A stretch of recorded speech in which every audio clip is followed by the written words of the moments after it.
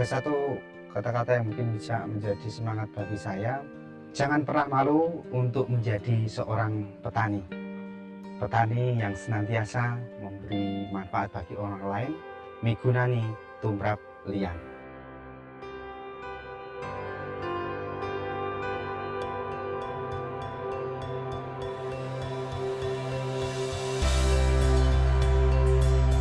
Kulon Progo, kabupaten yang berada di sisi barat Provinsi Daerah Istimewa Yogyakarta ini mempunyai begitu banyak potensi. Sebagai tempat membentangnya bukit menoreh nan hijau dan indah, slogan pariwisata The Jewel of Java tentu sangat tepat untuk disematkan kepada Kabupaten Kulon Progo. Begitu banyak tempat wisata alam yang eksotis dapat kita kunjungi di daerah ini. Kelestarian budaya juga dijunjung tinggi oleh masyarakat Kabupaten Kulon Progo. Kehangatan dan keramahan penduduknya juga menjadi salah satu keindahan yang begitu tampak.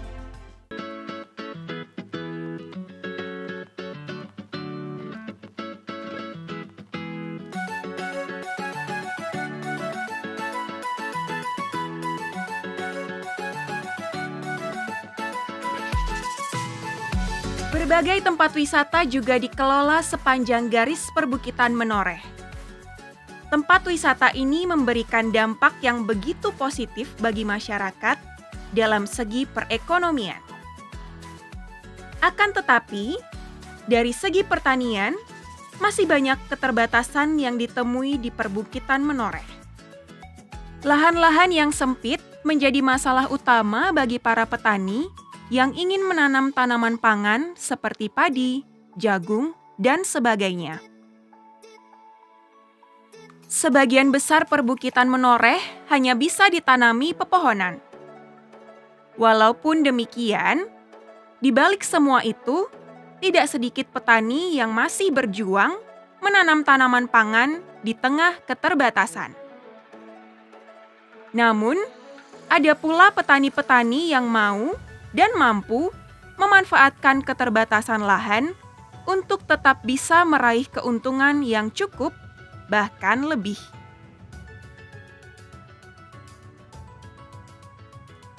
Salah satunya adalah pria bersahaja ini, Yohanes Adventodi, salah seorang pelopor petani bunga krisan di Desa Gerbosari yang saat ini mulai berkembang menjadi agrowisata bunga krisan Gerbosari.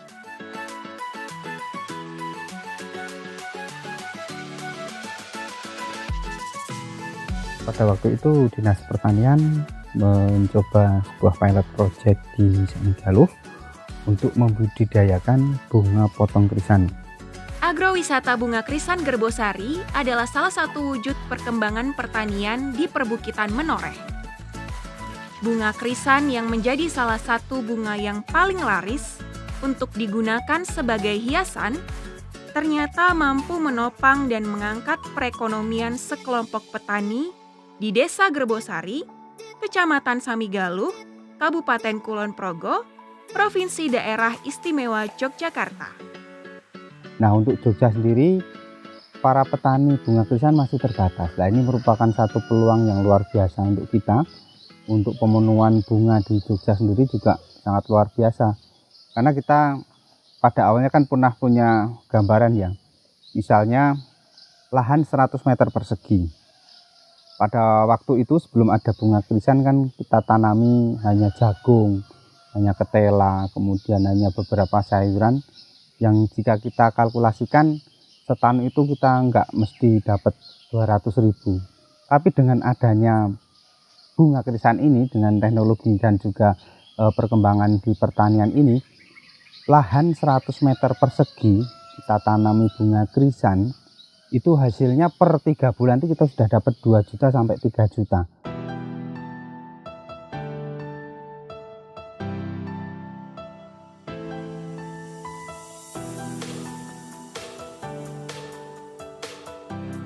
Bukan tanpa hambatan, selama 5 tahun berjalan, ada masa di mana hambatan datang silih berganti.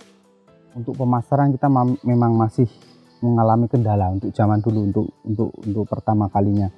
Namun seiring berjalannya waktu, ternyata mereka sendiri juga para yang konsumen bunga itu juga ternyata mereka datang sendiri ke kita untuk mencari, dan ternyata pasarnya memang sangat terbuka lebar.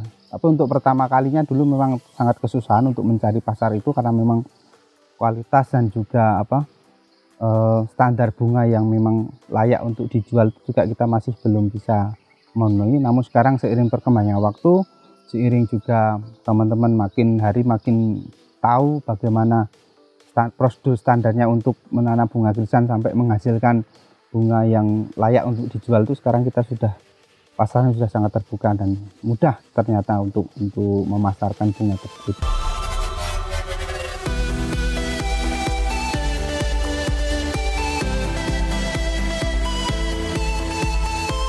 Pak Todi, saya mau bertanya nih, tanaman krisan yang ada di sini itu umurnya berapa sih? Kalau yang di sini umurnya ini 1 bulan. Oh, ya, 1 bulan 1 ya. bulan ya. Pak Todi, mungkin bisa diceritakan bagaimana proses pertanian bunga krisan ini, mulai dari pembibitannya, penanamannya, sampai pada pemanenannya. Oh ya, tanaman krisan ini sebenarnya berasal dari Eropa. Dulu oleh pemerintah kolonial Belanda dibawa ke Indonesia, kemudian dikembangkan di sini. Oh, ternyata bisa sesuai dengan iklim di sini, dengan perlakuan-perlakuan yang mungkin khusus. Kemudian kita menanam tersebut, kita memakai perbanyakan dengan stek pucuk daun. Stek pucuk daun dalam arti ketika tanaman indukan nanti kita potong pucuknya, kemudian kita akarkan, kemudian nanti siap untuk ditanam. Nah, kemudian pemeliharaannya juga memang tanaman ini membutuhkan ketelitian dan juga intensitas yang mungkin harus banyak berkecimpung di kebun. Dari mulai penyemprotan, pemupukan, sampai nanti pembasmian hama itu juga memang harus dilakukan setiap hari. Kemudian setelah nanti berumur 3 bulan ataupun 100 hari, nanti tanamannya akan siap untuk dipanen dengan cara dipotong. Jadi komoditas bunga ini benar komoditas bunga potong. Jadi memang sekali tanam, kemudian setelah dipotong nanti tanah diolah lagi, kemudian ditanami bibit yang baru lagi. Setelah itu nanti untuk pemanenan kita akan menyortir dari beberapa hasil para petani, kemudian dibawa ke satu tempat, kemudian nanti di sana diseleksi. Setelah itu baru kita packing untuk siap kita kirimkan. Berarti mulai dari pembibitan, penanaman, sampai pada pemakingan dan segala macamnya itu berkisar 3 bulanan ya Pak ya? Iya, menghabiskan 3 bulan. waktu 3 bulanan. Terus setelah pemakingan, distribusinya bagaimana Pak? Iya, selama ini kita bekerja sama dengan toko-toko bunga yang ada di Jogja untuk kita suplai ke sana, dan itu seminggu kita harus setor 2 kali. Oh. 2 kali kita harus setor ke Jogja untuk memenuhi kebutuhan bunga yang ada di Jogja. Nanti para petani di satu hari itu kan setelah panen kan dikumpulkan di satu tempat, kemudian disortir, kemudian kita packing, dan baru kita distribusikan ke Jogja. Kita kirim sana sendiri gitu.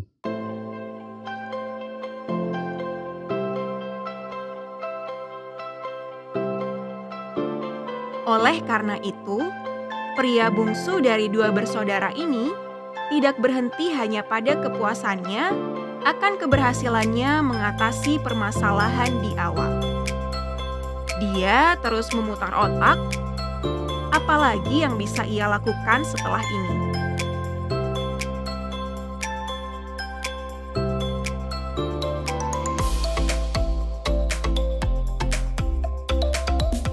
Mendampingi mereka ketika mereka mengalami kesulitan, kemudian terus istilahnya memberikan pembelajaran yang baru bagi mereka tentang budidaya krisan, tentang teknologi-teknologi baru yang ada di pembudidayaan ini.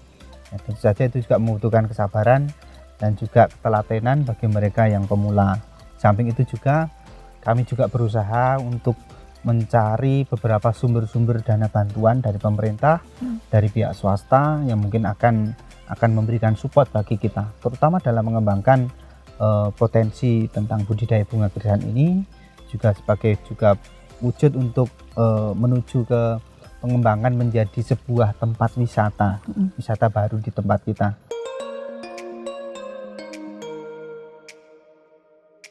Todi, seorang Katolik yang tinggal di tengah-tengah masyarakat yang umumnya beragama Islam.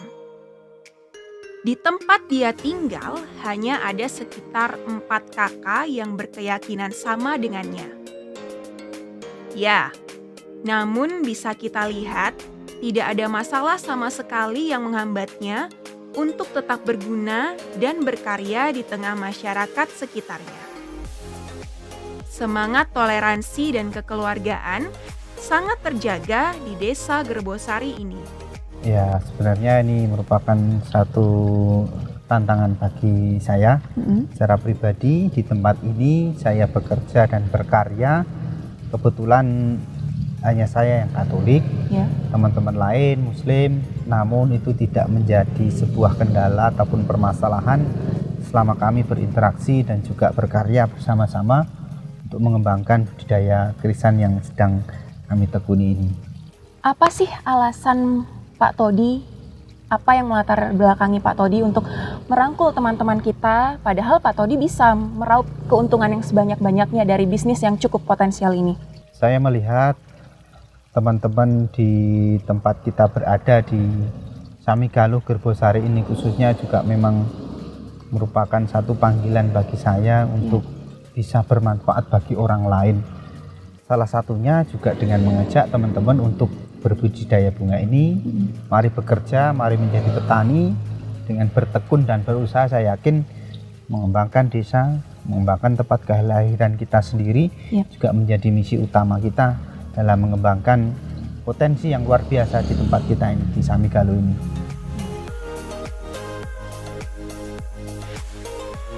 Kegigihan pria ini juga yang menginspirasi teman-temannya untuk ikut membangun Desa Gerbosari bersamanya, walaupun telah lama merantau di ibu kota.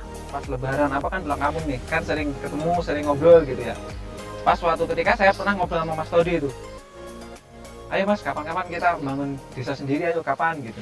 Oh iya, entah saya sebentar lagi juga udah pengen resign gitu kan. Makanya saya, oh iya ini Mas Todi udah mulai ngajak-ngajak, semuanya juga udah pada semangat gitu ya. Di sana ya penghasilan tiap bulannya ya cukup buat hidup gitu. Berkembang ke sini kan tempat saya kerja itu kan semakin lama kok semakin bikin kita nggak nyaman gitu. Dari sisi ekonomi juga berkurang. Kesininya di kampung ada petani bunga ini. Dari lihat yang petani-petani yang di sini kayaknya pada nyaman gitu. Pertama nyaman, kedua ada penghasilan di lingkungan sendiri gitu. Nah dari situ saya juga mulai tertarik, saya mulai berpikir kenapa saya nggak mencoba untuk ikut ke sini gitu.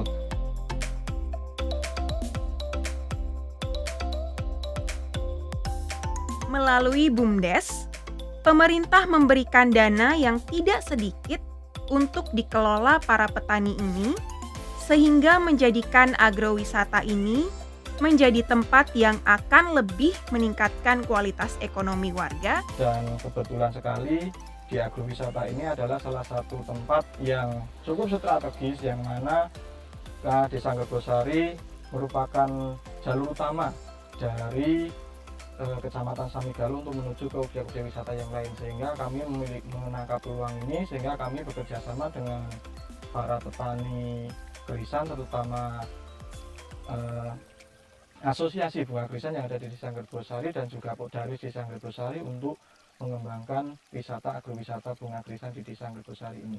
Dan alhamdulillah pada kesempatan kali ini di agrowisata juga mendapat dukungan banyak masyarakat, baik dari masyarakat sekitar maupun dari pihak-pihak terkait seperti dari pemerintah desa, yang mana pemerintah desa dari tahun ke tahun memberikan dana desanya untuk BUMDes kami, dan oleh BUMDes dikembangkan oleh di dalam agrowisata bunga krisan Desa Gerbosari ini.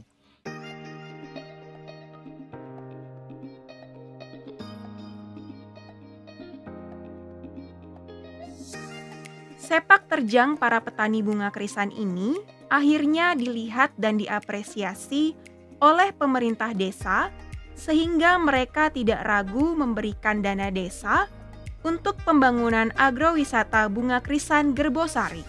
Kebetulan dari hasil pendampingan dari pemerintah yaitu budidaya bunga potong krisan. Nah, untuk bunga potong krisan tersendiri sampai saat ini rekan-rekan petani baik itu Seruli Menoreh dan rekan-rekan petani yang ada di Desa Gerbosari cukup kewalahan dalam istilahnya mencukupi kebutuhan krisan yang ada di wilayah daerah istimewa Yogyakarta. Baru sekitar 20% mereka bisa mensuplai. Nah, sehubungan dengan prospek tersebut, kami pemerintah desa bersama dengan rekan-rekan petani, rekan-rekan muda yang ada di Desa Gerbosari, kita bersinergi dan kita bekerja sama, baik itu program yang kita programkan melalui APBDes atau pemerintah desa, dan juga kita bekerja sama dengan CSR dan penyedia dana yang lain, sebagai salah satunya di CSR PLN yang sudah memang membina di Desa Gerbosari sejak tahun 2013. Tapi seiring dengan waktunya, dengan perkembangan wisata, ternyata banyak yang minat. Yang pertama jelas ya, sekarang eranya era Instagram dan juga eranya era wisata yang bersifat selfie. Nah, dari hal itu, selain tanaman krisan itu dijual menjadi tanaman bunga potong ataupun nanti untuk ketersediaan para dekorasi dekorator, nah itu sekarang juga kita kembangkan sebagai wisata. Yang pertama, selain wisata selfie ataupun untuk menyuguhkan teman-teman yang suka dengan media sosial khususnya Instagram, juga untuk edukasi.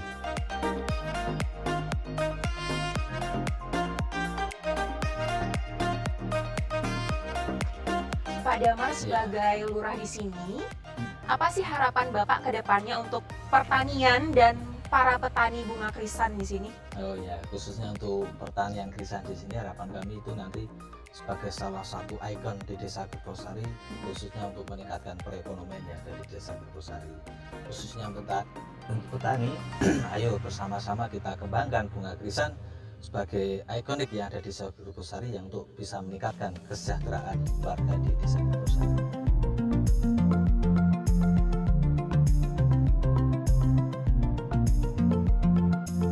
Pertama kali kita rekrut itu sebanyak 7 orang. 7 orang itu ada beberapa yang rata-rata adalah yang muda-muda, seperti yang ada misalnya Mas Todi, kemudian Mas Sugeng Romahanto, Mas Sidik, dan lain-lain. Itu adalah petani-petani pionir pertama kali yang melakukan kegiatan bunga krisan pertama kali. Kemudian dari kegiatan pertanian pertama itu kendalanya bukan cuma dari teknik budidayanya, tapi juga dari masyarakat. Ternyata masyarakat untuk menerima suatu tanaman baru yang mungkin kalau asumsinya bahwasanya sebuah pertanian itu harus ibaratkan harus menghasilkan makan, ternyata kok di sini menghasilkan bunga. Itu menjadi suatu tantangan baru bagi kami semua.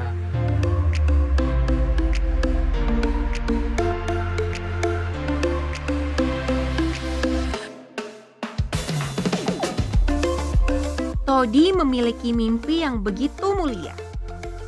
Dia ingin melihat adanya sumber daya manusia yang berkualitas ada di Desa Gerbosari. Tentu saja, itu diharapkan dari warga sekitar. Meskipun dalam lingkup kecil, apa yang kami kembangkan, apa yang kami laksanakan ini, terutama untuk program-program tentang kesejahteraan masyarakat, saya yakin dan percaya jika dalam hal ini semoga kami bisa menjadi garam dan terang yang ada di desa yang kami cintai ini, dan senantiasa memberi manfaat untuk orang lain. Dan kami mempunyai mimpi bahwa kesejahteraan yang kita bangun ini senantiasa juga semakin banyak orang yang menerima manfaat dari apa yang kami lakukan di pengembangan bunga krisan ini, terutama orang-orang di sekitar kami, supaya nanti semakin banyak orang yang sejahtera, semakin banyak orang yang memberi dan menerima manfaat dari apa yang sedang kami kembangkan pada saat ini.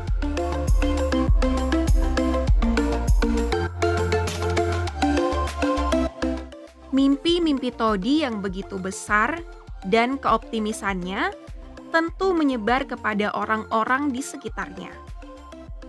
Sebagai manusia, ketika satu mimpi bisa diraih, pasti akan ada mimpi-mimpi lain yang akan dibuat lagi untuk diwujudkan. Mimpi saya yang dari dulu pengen mandiri sekarang sudah terwujud, sehingga saya sendiri bisa punya usaha sendiri, sehingga tidak pernah mimpi saya tidak pernah mau diperintah orang lain, sehingga saya punya usaha sendiri sampai sekarang sudah tercapai. Berarti mimpi Bapak yang sudah tercapai itu adalah memiliki usaha sendiri, Iya. ya, keluar dari kantor, bikin usaha sendiri. Ya. Kemudian saya ingin tahu sih Pak, kira-kira apa aja sih mimpi untuk kedepannya dari pertanian bunga krisan ini? Iya, untuk mimpi kedepannya saya itu pengen menciptakan suatu yang seperti ada yang Jawa Barat, yaitu puncak. Nah, kedepannya saya pengennya yang kedepannya itu Samigaluh itu terkenal menjadi suatu puncaknya Gerbosari, puncaknya Yogyakarta. Puncaknya Yogyakarta. Iya, puncaknya Jogja, di sana menjadi tujuan wisata yang paling utama, sehingga akan mengangkat seluruh masyarakat yang ada di Samigaluh.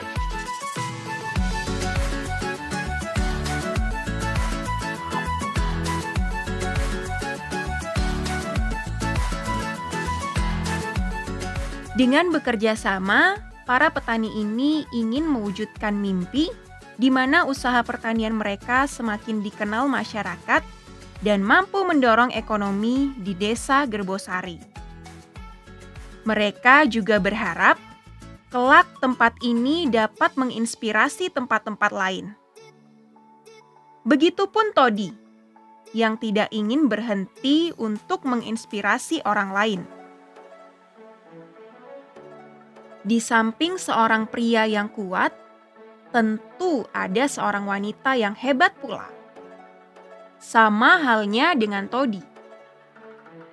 Dwi, perempuan yang baru saja dinikahinya, merasa ragu di awal. Namun melihat ketekunan Todi, keraguan itu pun hilang seiring keberhasilan Todi meyakinkannya. Todi itu orangnya lucu sekali. Kemudian dia bekerja keras, dan yang pasti dalam kesehariannya dia itu sabar dan tekun dalam melaksanakan pekerjaannya. Jelas yang namanya pekerjaan pasti siapapun menjadi pertimbangan. Awalnya juga berpikir bahwa petani, bayangan sebagai seorang petani itu pasti kerjanya di sawah, panas-panasan dengan penghasilan yang tidak mencukupi. Tetapi kemudian kita juga bisa melihat, dan saya pun punya keyakinan bahwa setiap pekerjaan yang kita lakukan, jika kita laksanakan dengan sungguh-sungguh, itu pasti membuahkan hasil yang baik pula. Kemudian ketika pekerjaan itu dilakukan dengan ikhlas, terutama dengan memohon berkat pada Tuhan, saya yakin juga hasilnya juga akan baik. Terutama juga saya melihat keseharian Mas Todi, dia sungguh-sungguh dalam bekerja, kemudian dia mampu mengajak teman-temannya untuk ikut serta, dan itu saya lihat sekarang juga bagus di desa ini. Pengembangan terutama untuk agrokrisan bisa berjalan baik dan sekarang menjadi tujuan wisata di daerah sini.